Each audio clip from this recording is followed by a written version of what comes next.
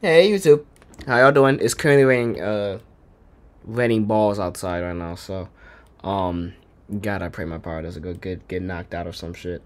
You feel me? But we got Patrick Cece. This YouTuber got himself 5 years in prison. I don't even know who this dude is, but it's Patrick Cece, so I'm curious to see what he's talking about. 2019, YouTuber Omi and a Hellcat uploaded his first video titled Payday at Reloaded Construction. The vlog ends with a very deep message. Always remember, live life the way you will want to live it. You only get one chance at this, one shot at life. One chance, one shot, that's it. Any mistake that you make, it's done. You're done. Facts. Little did Omi know, starting this YouTube channel could have been the one mistake that would ultimately land him in federal prison. That very first video that Omi posted got 60,000 views in the first 3 days. Whoa. The video shows Omar stepping out of his mansion, walking down his long driveway with more than 15 all-white cars parked in it, and telling the viewers about his entrepreneurial endeavors. From there, he drives to his first nightclub that he owns, where they are doing renovations. Then he goes to his second nightclub, where they just made the final touches before opening. Omi continued to post vlogs that started with motivational messages about life. You have one thing, an advantage over a lot of people. You're free, you're young, and you're healthy. No excuses. Stop trying to keep up with everybody.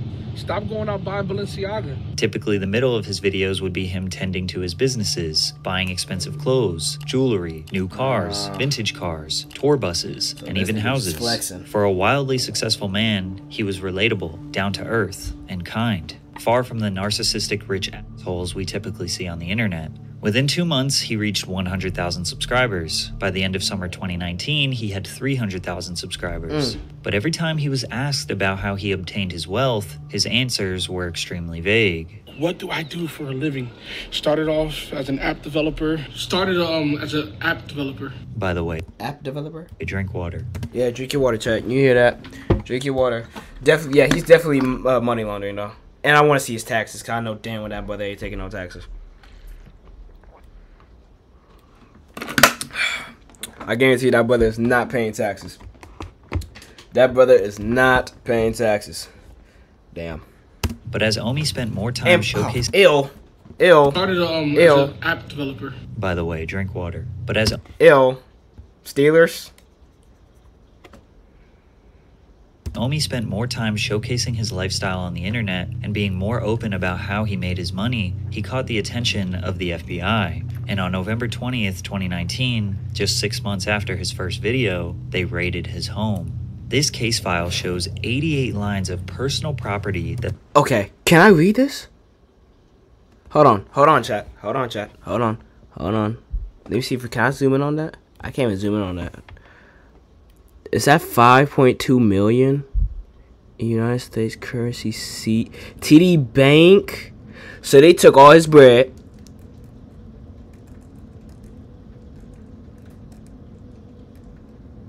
Technology hold over benefits gear server seized in Philadelphia 2019.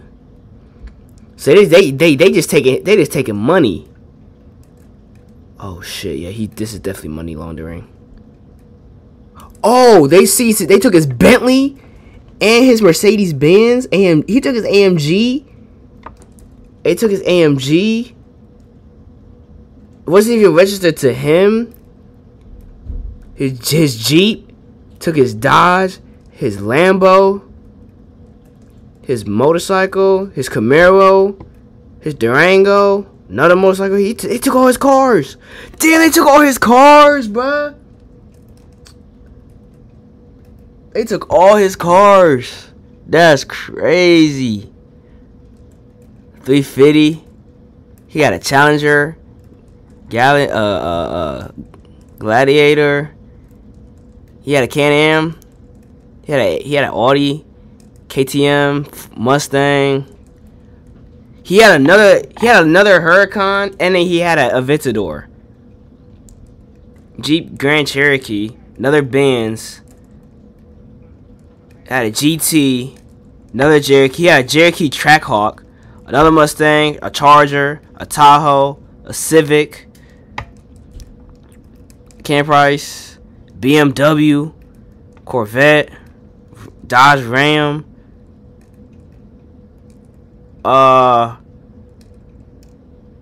Roadster Coupe, another Challenger, another Benz.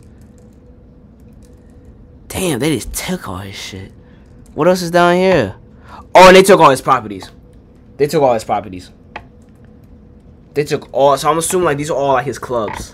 Like all his clubs. That's crazy. That the federal government seized from Omi. Over the next couple of months, the FBI confiscated $5,875,000, 58 vehicles, including a 2020 Lamborghini Huracan, a 2019 Lamborghini Aventador, and a 2019 Audi A7. They also took 21 properties, including buildings in downtown Philadelphia and mansions in the suburbs. Cars, you would think that in a situation as serious as this, Omi would keep quiet. But as soon as Homie this cut the happened, Hot he went Wheels. live on YouTube to tell his Chat, y'all want to see my Hot Wheels? fans about the raid. At first, he thought the feds were after him for tax evasion, which was partially true, and Omi claimed that he was innocent. But it wasn't just taxes that the feds were worried about. Bro, when I tell you they took everything... Taxes. Who said taxes? Who said taxes, chat? Which one of y'all said taxes? James, was that you? Or was that Ari? Who said taxes? Yup. Tax evading. Tax invading. They took every SD card, every camera, every television in my house. Houses, IPTV is a gray area. You know, the Copyright Act hasn't been updated since the 1960s. Cap. And you know, I hit a fucking gray area and exploited it, and they just didn't like it.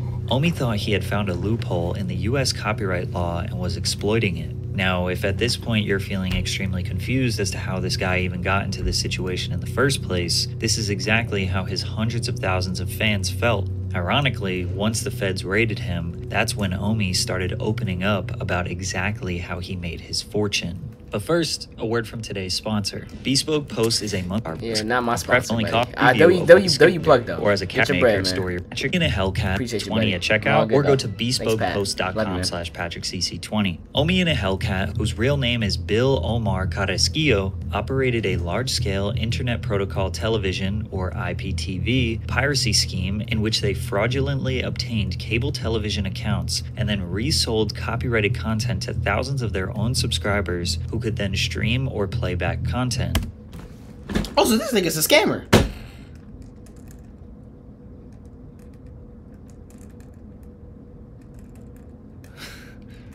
So he's a scammer, basically. He's one of them cats that used to. So like chat. I don't know if y'all had it like that, but when I was a kid, do y'all like? Well, I guess this is for my black. It's for my black people. For my niggas. This is for my niggas. Did y'all ever go to wherever when y'all was a kid? When y'all was a kid, and y'all at the barbershop, did y'all ever have a guy selling bootleg DVDs? Or selling like bootleg tapes or some shit, like music. Yup. Outside the gas station, coming to barbershop, all that. Yup.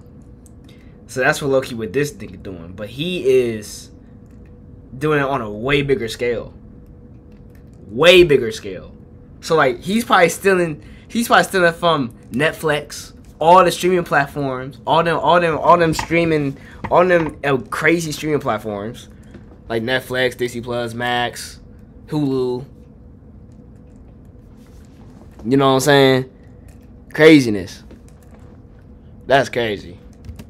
This piracy scheme all started on Kodi. Kodi is essentially just a media player that's available on any device. People use Kodi to watch videos, podcasts, movies, play games, listen to music, etc. However, Kodi doesn't make its own content. It's an open source streaming platform that anyone can make apps on. Because of this, it's mostly known for people who watch pirated or stolen content. Most people used Kodi on Amazon Fire Sticks. They would go on the Kodi app, install all their favorite networks, and stream content for free. But it's not that easy. A lot of these add-ons can be riddled with malware or just end up being bogus apps that don't work or stream low-quality content, which leads to people Googling things like best Kodi add-ons for free and searching through blogs to find out what apps are the most trusted, like The Crew or Daddy Live. Not only does researching and installing these apps take a little bit of technical skill, it also is just a lot of work. Around 2016, Omi was exposed to this and saw a huge opportunity. Omi would buy Amazon Fire Sticks for $40, jailbreak them, or install all the best and most trusted apps onto Kodi, then resell them for about $120 to $150 to his customers. And Fire Sticks, they're not worth that much. Essentially giving customers cable TV for a one-time fee. The reason we know this is because he had no problem telling people his scheme. And back when Kodi was popping, you know what I'm saying, I was one of the first ones doing Kodi sticks. And that's how I started making a lot of money. Buying these boxes from Amazon already. He's a genius. He's genius, though. Just reselling them. That's cool. Money. I'll buy them for $50, sell them for Noted? What you mean noted? What, his scheme? Don't do that shit, James. Don't do that shit. Don't fucking. Now I was selling thousands of Fire Sticks. I'm talking about a lot of Fire Sticks. In 2016, Omi said that he made $1 million flipping Fire Sticks. That gave him enough money to fund his next piracy venture, which would make him tens of millions of dollars. By this point, Omar was kind of a regular in the online piracy community, which is surprisingly large. I was a negative person in Kodi because I was like a wrestler. There was good guys and there were bad guys. I was the bad guy. Because that's how I got people's attention. He was known by the username Target in 1080p. His YouTube channel was originally named Target in 1080p and featured videos of him discussing things in the IPTV space. One particular So basically, if he would have stopped while he was ahead, he might have gotten away with it. Particular man named Dexter took a liking to him. Dexter was a developer and Omi was the financial backbone. Together, they made an app for Kodi called Gears TV, which was inspired by his favorite video game, Gears of War. Gears TV was Omi's all-in-one digital content package with some of your favorite shows like Game of Thrones, Better Call Saul, Twin Peaks, all of the major networks like ABC, ESPN, and Fox, channels that are only shown in the UK and Canada, and even more premium packages like NFL Sunday Ticket. Gears TV provided all of that content in 1080p resolution for as low as $15 per month. If someone were to pay for regular cable, it could cost them anywhere from Nah, because why is cable so expensive, bro?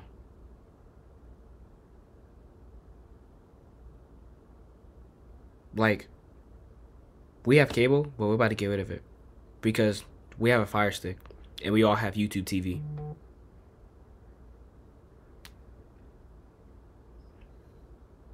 Cable is insane. That's why we're about to get rid of it. And it's so fucking expensive for no fucking reason. For no fucking reason at all. $60 to $200 per month. But how was he able to do this? Essentially, what Omi did was purchase cable subscriptions from Comcast, Spectrum, Verizon, DirecTV, and Frontier Communications. These cable subscriptions come with a box that contains encrypted media. Omi purchased decoders from China to remove the encryption, then capture cards to download the content and send it to a server where it would be redistributed over the internet to his subscribers. Gears TV was cheap and provided way more value and content than any cable company could ever compete with, and word spreads fast in the IPTV community. Omi went from making $5,000 per week to $400,000 per week in just a few months. The indictment claims that in total, the defendants received more than $30 million in subscriber fees. Damn. Omi said he was still living in the hood of Philly at this point, and nobody knew the kind of money he was raking in. His first purchase was a 2016 Camaro SS 50th Edition, his dream car. Keep in mind, Gears TV was no small operation. They had large servers, customer service representatives, and the government did have their eye on these schemes. As it got more popular, the monthly price increased, which pissed off customers as their $15 per month turned into $20, then $30, then $40, getting closer and closer to regular cable prices. Omi sold his app to a private investment company in 2018 for a whopping $40 million. This was perhaps his most genius move because not too long after, Gears TV shut down. But it did not stop there. Okay, why don't you just stop right there then? If you sold your company or your cable, your streaming service, whatever, if you sold that for $40 million, and then you invest that bread, I feel like you shouldn't have to work another day in your life. Am I right or am I wrong? Am I right or am I wrong, chat? Okay then. Used his large payout and expertise. Plus, you still got all that bread that you sold. You say you was making $400K a week. All right, right. So you already got millions. Plus, you just sold your shit for $40 million. You don't have to work another day in your life. You can invest that shit, let it grow, so you're still making bread, but at a slower rate. But it's okay that you're making it at a slower rate because you got the bread. You got $40 million to your damn name, bro. Build a new and improved app called Reloaded But TV. you kept going. This was everything Gears was and more. This is the same, man. This is what you call, man. What do you call this, chat? This is what you call lust. Okay? This is what you call lust. And greed. Man, it's just too greedy, bro. The way better interface and higher quality content. Reloaded very quickly became one of the biggest apps in the IPTV space because of its great user interface and reliability. It's unclear what exactly happened to Reloaded TV. It seems like it wasn't around for very long, because in 2019, Omar abandoned the Target in 1080p name and changed it to Omi in a Hellcat. And he stopped talking about the IPTV space as a whole. He claims he knew the industry was dying and the feds were cracking down on other apps similar to Reloaded. Now, is it possible that Omi's YouTube channel alerted the FBI? Not necessarily, but it didn't help his case. Anyone who is in the business of distributing media knows there are others trying to steal it, but Omi's YouTube channel promoting his own brand and attaching a face to the scheme just made it that much easier to identify the perpetrator. Bragging and flaunting his wealth could have pissed off authorities, and yeah, they're human. Maybe they did want to put him in his place a little bit. Maybe they were harsher on him than others to make an example out of him. In one vlog, Omi found out that federal agents boarded his flight to the Dominican Republic to make sure he wasn't trying to flee the country. But you have to remember that all of the information You gotta watch those feds, bro. I mean, they're kind of easy to pick out. Just gave you, his audience didn't know about. They had no idea why the FBI was after him. They just knew Omi had to restart his life. Please continue to support this channel. I'm gonna stay strong. I'm gonna try to beat this shit. They broke me. They broke one of the strongest people I know, which is me. They broke me, but no one got me to this position. Most unnatural looking individuals. Only but me. Start taking responsibility for your actions. Omi's YouTube channel after the raid became dedicated to him trying to regain his wealth, start new businesses, buy more cars, all while the feds were watching him. He started a printing company / merch brand under the name Reloaded, where he made and sold all different types of clothing out of a room in his house. Keep in mind, he had his construction business and various other side hustles that kept him paid. Plus, it's not like the feds emptied his bank accounts entirely. Omi kept saying he was broke, but his version of broke is going from tens of millions to maybe just a few millions. But it wouldn't be long before the FBI came back. The whole FBI situation. It seems like they're trying to tack on money laundering charges. What did he just say? Run it back. FBI situation. It seems like they're trying to tack on money laundering charges.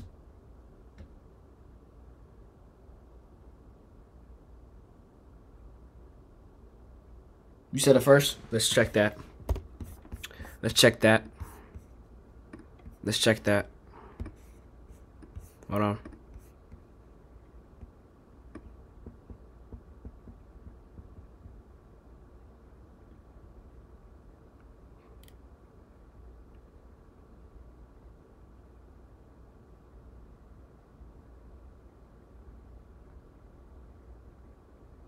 I don't see money laundering.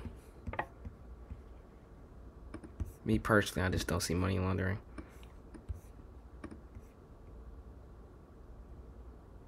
I passed it.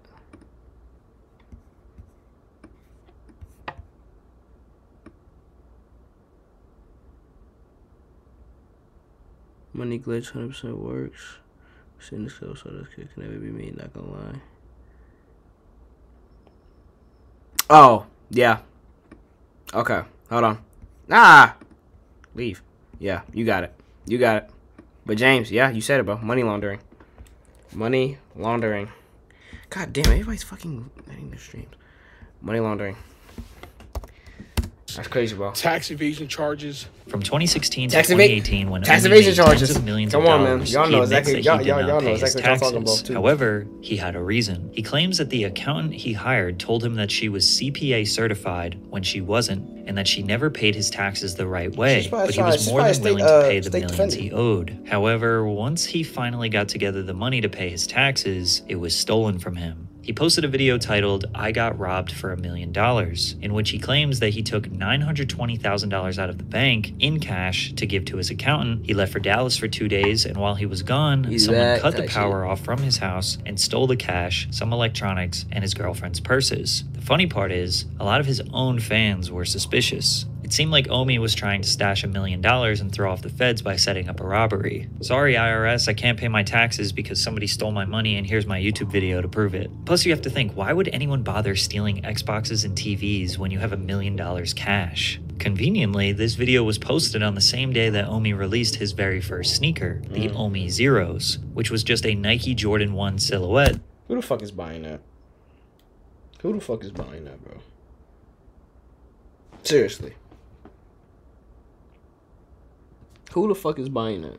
That replaced the swoosh with a lightning bolt. He even took the Air Jordan branding and replaced it with Air Omi. Now, taking the Nike silhouette for a shoe brand isn't something new. It was a really hot trend for the past few years. I even bought myself a pair. Omi would slap the word Reloaded on a popular team's logo, or really any iconic brand trade dress. It's pretty clear that Omi's specialty is copyright infringement. Building an original brand is way too much work and too risky. However, things got really bad for Omi in September of 2021 when he was formally indicted with criminal copyright infringement, wire fraud, money laundering, and several other crimes. The feds came back once again and raided his house for the second time. This time, he made much bigger headlines and was even interviewed on the news. Just to be crystal clear, the indictment that came down today, you're saying you're completely innocent of those?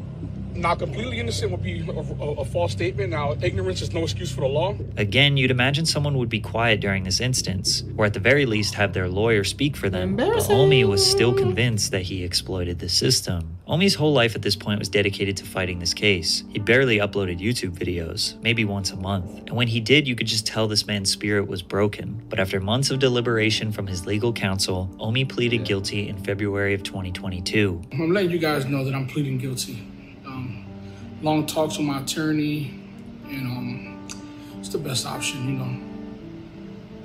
Ignorance is no excuse, like I've always said, and to me, it's about, you know, accepting responsibility. Now he was going to serve some time in prison. 3 U.S. government attorneys say that Omar, aka Omi and a Hellcat, should serve 15 years and 8 months in prison for crimes related to his pirate IPTV service, Gears TV. So he spent all of his time grinding to get his business affairs in order so his family can survive while he is away. But on March 7th, 2023, Omi finally met his fate. United States District Court for the Eastern District of Pennsylvania, Judge Harvey Bartle III, acknowledged that the advisory guidelines of 24 years would be highly unusual for a copyright matter, and therefore decided that 66 months would be enough to punish Omar and send a deterrent message to any of his followers considering the same type of behavior. On top of the 5.5 years in prison, Omar got 5 years of supervised release. He had to forfeit $30 million worth of assets, which was mostly vehicles and properties. And he had to pay more than $16 million in restitution, $10 million to the cable companies and $5 million to the IRS. But surprisingly, Omi was happy with this outcome. He could have gave me 15 years if he wanted to.